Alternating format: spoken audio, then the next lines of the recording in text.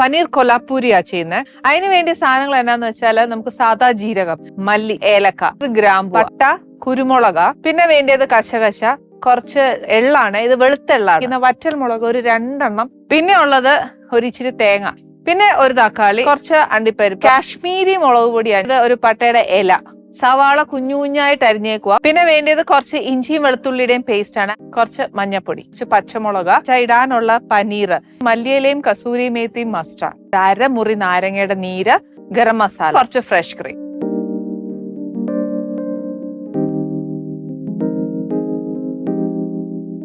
തേങ്ങ ഒന്ന് ബ്രൗൺ ആവണം. അതിന്റെ കൂട്ടത്തില് നമ്മൾ ചേർത്തേക്കുന്ന സ്പൈസസും ഒന്ന് ചൂടാവുക. തക്കാളിയും അണ്ടിപ്പരിപ്പും മുളക് പൊടിയും കൂടെ ഒന്ന് അരച്ച് പേസ്റ്റ് ആക്കി വെക്കാം. ഇനി എന്നാ ചെയ്യേണ്ടതെന്ന് വെച്ചാൽ നമുക്കൊരു കാര്യം കൂടെ ചേർക്കാനുണ്ട്. കശകശ, നമ്മുടെ വെളുത്ത എള്ളില്ലേ, 1 ടീസ്പൂണ്. നമ്മൾ ഏത് വെജിറ്റബിൾ ഓയിലാണ് ഉപയോഗിക്കുന്നതെന്ന് വെച്ചാൽ അത് ഉപയോഗിച്ചാൽ മതി. കുറച്ച് ജീരകം, സവാള ഇടുക. അന്നേരം നമുക്ക് ഇച്ചിരി ഉപ്പിടാം.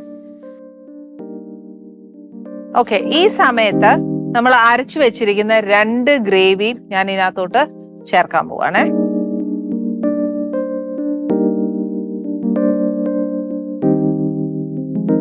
പനീറും അതിന്റെ കൂട്ടത്തിലുള്ള വെജിറ്റബിൾസും.